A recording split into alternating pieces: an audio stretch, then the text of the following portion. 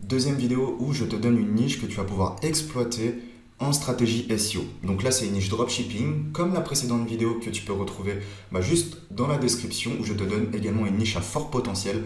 Donc une niche avec peu de concurrence, avec du volume, une niche avec une bonne marge nette, on va pas se cacher, les produits se vendent bien, les produits peuvent se sourcer de bonne qualité et à petit prix. Donc voilà, tous les feux sont au vert pour exploiter cette niche-là. Aujourd'hui, on va voir les lunettes transparentes. Donc, vous pouvez voir juste ici un échantillon du volume. On voit qu'il y a 4400 de volume de recherche mensuel. Donc, ça reste une estimation de SEMrush. Mais c'est plutôt intéressant parce que potentiellement, on voit ici, typiquement, difficulté du mot-clé. Il y a pas mal d'infos.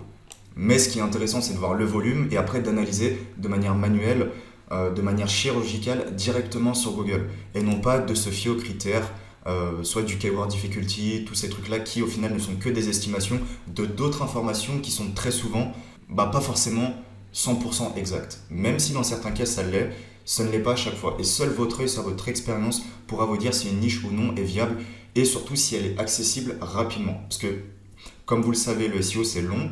L'idée c'est d'avoir des résultats bien avant les 6 mois parce qu'au bout de 6 mois on peut avoir, et c'est même certain, une perte de motivation. Et investir dans un projet, du temps, de l'argent, des ressources, c'est embêtant de ne pas avoir de résultats. Donc l'idée, c'est que la stratégie, l'analyse, comme je le répète à chaque fois, est beaucoup plus importante que la stratégie SEO en soi. Trouvez la bonne niche et vous arriverez à faire du SEO. Le SEO, ça reste du contenu, ça reste du backlinks. Trouver une bonne niche, c'est pas donné à tout le monde.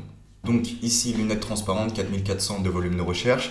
En cumulant tous les différents mots-clés, lunettes transparentes homme, femme, de vue transparente avec un S, on arrive à un volume qui est quand même plutôt sympa. Donc là, c'est une niche qui montre qu'elle a du volume de recherche. Donc là, au moins, on sait que si on est bien positionné, que ce soit sur des mots-clés business principaux comme lunettes transparentes ou des mots-clés de longue traîne, lunettes de vue transparentes pour femmes, etc., on pourra quand même drainer du trafic. Donc c'est ça qui est intéressant. Donc niveau volume de recherche, c'est cool. On va regarder un petit peu niveau concurrence, voir quels sites ressortent sur ce mot-clé-là. Hop, analyse de la SERP, donc là ici on a les 10 premiers.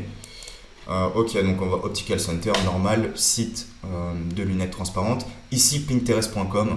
Bon, Pinterest c'est pas forcément une référence dans la thématique des lunettes et c'est pour ça d'ailleurs qu'il est présent. Pourquoi ?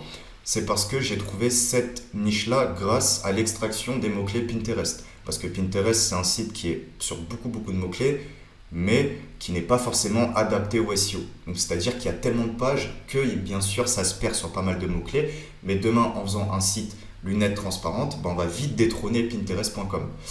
On voit ces discounts également. Ici on voit quelques pages, on va regarder un petit peu. Ok, donc ici, vous voyez, niveau contenu c'est quand même assez léger. On n'a pas des contenus...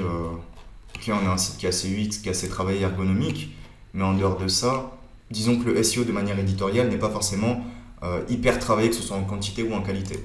On va regarder également le premier. Ok, donc c'est un peu pareil, toujours un catalogue. Ok, on a un petit contenu mais rien de dingue. Et moi c'était surtout ça qui m'avait un petit peu choqué, c'était que cette page-là, qui est un article de blog typiquement, se positionne sur le mot-clé lunettes transparentes, mais voilà, en termes de quantité de contenu, c'est très raisonnable. En termes d'optimisation, le H1, le sommaire, le title, voilà, franchement, c'est pas un SEO de dingue. Et c'est pour ça que là, on peut voir que tous les feux sont au vert, parce que la concurrence, à première vue, n'est pas forcément hyper redoutable. C'est pas un site, c'est pas plusieurs sites qui se positionnent uniquement sur le mot-clé lunettes transparentes, qui ont cet objectif-là d'aller en première position sur lunettes transparentes. Là, c'est des pages, on le voit un petit peu, qui se sont positionnées, mais sans forcément l'avoir travaillé et sans forcément avoir comme objectif d'aller à tout prix sur lunettes transparentes. Donc là, c'est plutôt positif. C'est qu'on peut créer la stratégie sur cet ensemble de mots-clés et directement attaquer la première position et toute la longue traîne lunettes transparentes. Donc on va revenir comme toujours, comme je vous ai appris. Vous prenez le mot-clé ici, on va dans SEO Observer si vous l'avez, Keyword Competition Checker. Et là, vous regardez ici les 10 premiers résultats. Les 10 premiers résultats, c'est ce qu'on avait sur SEMrush, Pinterest, lunettes vintage, ici optique des Bauges. Ok, c'est des sites donc globalement qui ont pas mal de pages. Une grande majorité des pages reçoivent des backlinks, mais la page en question qui se positionne ne reçoit pas forcément de backlinks. Ici, on voit que le 10e n'en reçoit pas, le 9e en reçoit une. Ok, en do follow. Ici, on n'a pas forcément de backlinks. Le 5e, c'est le seul qui reçoit véritablement des backlinks depuis un seul site. Donc j'ai l'impression un site qui a été à l'international où les backlinks ont été dupliqués sur les différents sites et les différentes extensions. Mais globalement, c'est pas des backlinks de dingue, ils sont thématisés, mais ils n'ont pas été envoyés dans une démarche SEO. Ok, et le premier, bon, qui n'a pas de domaine référent, également ici. Donc là, on voit que niveau contenu, bon, bah, sur chaque site, il n'y a pas forcément beaucoup de contenu. Après, c'est pas le but parce que ça reste des e-commerce, donc trop blindé en contenu, c'est pas des articles de blog, mais à première vue, on peut quand même attaquer cette niche-là. Parce qu'il y a du volume, la concurrence, voilà, c'est pas une concurrence de dingue. Maintenant, ce qu'on peut regarder, c'est un petit peu si ça vend sur ce type de produit. Hop là. Sur Amazon, ok, lunettes transparentes.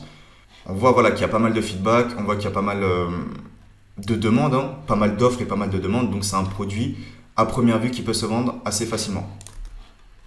Donc voilà, je ne vais pas passer trop de temps dessus, on va regarder plutôt sur les petits e-commerce comme le premier et le deuxième. Ok, donc 89 €, 69 €, 208 €. Faudra en savoir un petit peu plus sur les lunettes transparentes, sur les différentes catégories, donc les différentes collections, et voir ce que l'internaute souhaite vraiment en tapant cette requête. Mais à première vue, voilà, c'est des produits qui peuvent se vendre relativement cher. Je pense pas qu'il y ait énormément de travail derrière, parce que lunettes transparentes, donc normalement il n'y a pas de correcteur, je crois, c'est uniquement le visuel des lunettes qui est intéressant pour avoir un certain style. Mais à part ça, je pense pas qu'il y ait une véritable technologie derrière, quoi, si je peux dire. On va regarder ici également. Ok, 30 €, 36 €, 65 €. Ok. Ouais, donc globalement, c'est un produit aussi qui peut se vendre bien, à des prix relativement élevés, même à 50, 60, voire plus. C'est plutôt intéressant. Tous les feux sont au vert pour exploiter cette niche. Donc, lunettes transparentes, n'hésitez pas à foncer dessus.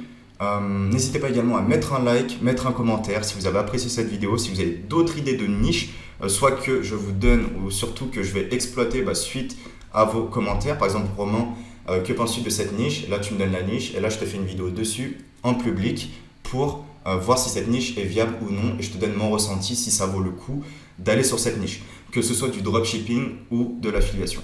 Voilà, je te dis à très bientôt. Ciao.